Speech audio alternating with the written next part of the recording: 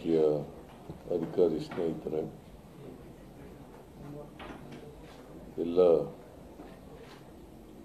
ಆತ್ಮೀಯ ಕ್ರೀಡಾಪಟುಗಳೇ, ಮಾಧ್ಯಮದ ಗೆಳೆಯರೇ, ಇವತ್ತು ಒಲಿಂಪಿಕ್ಸ್ನಲ್ಲಿ, ಪ್ಯಾರಾ ಒಲಿಂಪಿಕ್ಸ್ನಲ್ಲಿ, ಏಷ್ಯನ್ ಗೇಮ್ಸ್ನಲ್ಲಿ, ಪ್ಯಾರಾ ಏಷ್ಯನ್ ಗೇಮ್ಸ್ನಲ್ಲಿ ಮತ್ತು ಕಾಮನ್ವೆಲ್ತ್ ಗೇಮ್ಸ್ಗಳಲ್ಲಿ ಯಾರು ಪದಕಗಳನ್ನು ಪಡೀತಾರೆ ಅವರಿಗೆ ರಾಜ್ಯ ಸರ್ಕಾರ ಸಹಾಯ ಮಾಡಬೇಕು ಅಂತೇಳಿ ತೀರ್ಮಾನ ಮಾಡಿ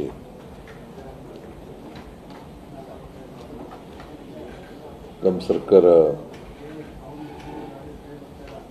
ಕ್ರೀಡಾಪಟುಗಳಿಗೆ ಸರ್ಕಾರದಲ್ಲಿ ಉದ್ಯೋಗವನ್ನು ಕೊಡ್ತಕ್ಕಂಥ ತೀರ್ಮಾನವನ್ನು ಮಾಡಿದೆ. ಇವತ್ತು ಒಲಿಂಪಿಕ್ಸ್ನಲ್ಲಿ ಮತ್ತು ಏಷ್ಯನ್ ಗೇಮ್ಸ್ನಲ್ಲಿ ಪದಕ ಪಡೆದಂಥವ್ರಿಗೆ ಒಲಿಂಪಿಕ್ಸ್ನಲ್ಲಿ ಗೆದ್ದಿದ್ರೆ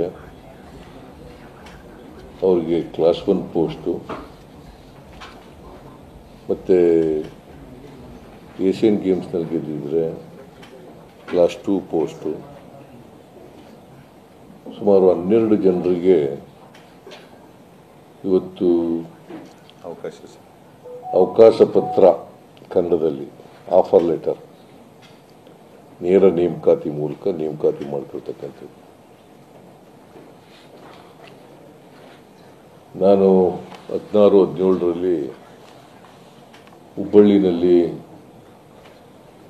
ಒಂದು ಒಲಿಂಪಿಕ್ಸ್ ಅಸೋಸಿಯೇಷನ್ ಅವರು ಏರ್ಪಾಡು ಮಾಡಿದ್ದಂಥ ಒಂದು ಕ್ರೀಡಾಕೂಟದಲ್ಲಿ ಭಾಗವಹಿಸಿದ್ದೆ. ಆಗ ನಾನು ಘೋಷಣೆ ಮಾಡಿದೆ, ಯಾರು ಒಲಿಂಪಿಕ್ಸ್ನಲ್ಲಿ ಪದವಿ ಪಡ್ಕೊಳ್ಳೋ ಸಾಧನೆ ಮಾಡ್ತಾರೆ, ಪದಕಗಳನ್ನು ಪಡೀತಾರೆ, ಏಷ್ಯನ್ ಗೇಮ್ಸ್ನಲ್ಲಿ ಪದಕಗಳನ್ನು ಪಡೀತಾರೆ, ಕಾಮನ್ವೆಲ್ತ್ ಕ್ರೀಡಾಕೂಟದಲ್ಲಿ ಯಾರು ಪಡೀತಾರೆ ಅವ್ರಿಗೆಲ್ರಿಗೂ ಕೂಡ ಸರ್ಕಾರದಲ್ಲಿ ಆದ್ಯತೆ ಮೇಲೆ ಕೆಲಸ ಕೊಡೋಣ ಅಂತೇಳಿ ಹೇಳಿದ್ದೆ. ಅದಾದಮೇಲೆ ಮುಂದೆ ಬಂದಂಥ ಸರ್ಕಾರ ಅದನ್ನು ಜಾರಿ ಮಾಡ್ತಕ್ಕಂಥ ಪ್ರಯತ್ನವನ್ನು ಮಾಡಲಿಲ್ಲ. ನಾವು ಮತ್ತೆ ಅಧಿಕಾರಕ್ಕೆ ಬಂದ ಮೇಲೆ ಇದನ್ನು ಜಾರಿ ಕೊಡ್ತಕ್ಕಂಥ ಪ್ರಯತ್ನವನ್ನು ಮಾಡಿದ್ದೇವೆ. ಪೊಲೀಸ್ ಇಲಾಖೆಯಲ್ಲಿ ಮಾತ್ರ 2% ಕೊಡಬೇಕು ಅಂತೇಳಿ ಮಾಡಿದ್ವಿ, ಬಸವರಾಜ ಬೊಮ್ಮಾಯಿ ಮುಖ್ಯಮಂತ್ರಿ ಆಗಿರುವ. ನಾನೀಗ 3% ಪೊಲೀಸ್ ಇಲಾಖೆಯಲ್ಲಿ ಮತ್ತು ಫಾರೆಸ್ಟ್ ಇಲಾಖೆಯಲ್ಲಿ 3% ಕೊಡಬೇಕು ಅಂತೇಳಿ ಕ್ಯಾಬಿನೆಟ್ನಲ್ಲಿ ತೀರ್ಮಾನ ಮಾಡಿದ್ದೀವಿ. ಮತ್ತು ಉಳಿದ ಎಲ್ಲ ಇಲಾಖೆಗಳಲ್ಲೂ ಕೂಡ 2% ಕೊಡಬೇಕು ಅಂತೇಳಿ ತೀರ್ಮಾನ ಮಾಡಿದ್ದೀವಿ. ಪದಕ ಪಡೆದು ಯಾರು ಗ್ರ್ಯಾಜುಯೇಟ್ಗಳಾಗಿದ್ದಾರೆ ಅಂಥ ಕ್ರೀಡಾಪಟುಗಳಿಗೆ ಕ್ಲಾಸ್ 1, ಕ್ಲಾಸ್ 2 ಹುದ್ದೆಗಳನ್ನು ಕೊಡ್ತಕ್ಕಂಥ, ಯಾರು ಪದವಿ ಪಡೆದಿರಲ್ಲ ಅಂಥ ಪದಕ ವಿಜೇತರಿಗೆ ಬೇರೆ ಡಿಪಾರ್ಟ್ಗಳಲ್ಲಿ ಕ್ಲಾಸ್ ಸಿ ಮತ್ತು ಕ್ಲಾಸ್ ಡಿ ಹುದ್ದೆಗಳನ್ನು ಕೊಡೋದು ಅಂತ ತೀರ್ಮಾನ ಮಾಡಿದ್ದೀವಿ. ಇದಕ್ಕೆ ನೋಟಿಫಿಕೇಶನ್ ಕೂಡ ಇಶ್ಯೂ ಆಗಿದೆ.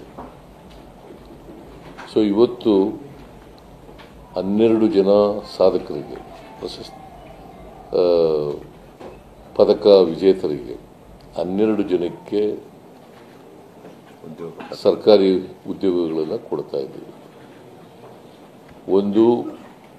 ಒಬ್ರಿಗೆ ಮಾತ್ರ ಕ್ಲಾಸ್ 1 ಹುದ್ದೆ ಸಿಗ್ತಾ ಇದೆ. ಇನ್ನು ಉಳಿದ 11 ಜನರಿಗೆ ಕ್ಲಾಸ್ 2 ಹುದ್ದೆ ಸಿಗ್ತಾ ಇದೆ. ನೇರ ನೇಮಕಾತಿ ಇದು ಮಾಡ್ತಾ ಇರ್ತಕ್ಕಂಥದ್ದು. ಆನ್ಲೈನ್ನಲ್ಲಿ ಅರ್ಜಿ ಕರೆದಿದ್ದು, ಆ ಅರ್ಜಿ ಮೇಲೆ ಒಂದು ಕಮಿಟಿ ಮಾಡಿದ್ದು, ಚೀಫ್ ಸೆಕ್ರೆಟರಿ ಅಧ್ಯಕ್ಷತೆಯಲ್ಲಿ ಒಂದು ಸಮಿತಿ ಇತ್ತು.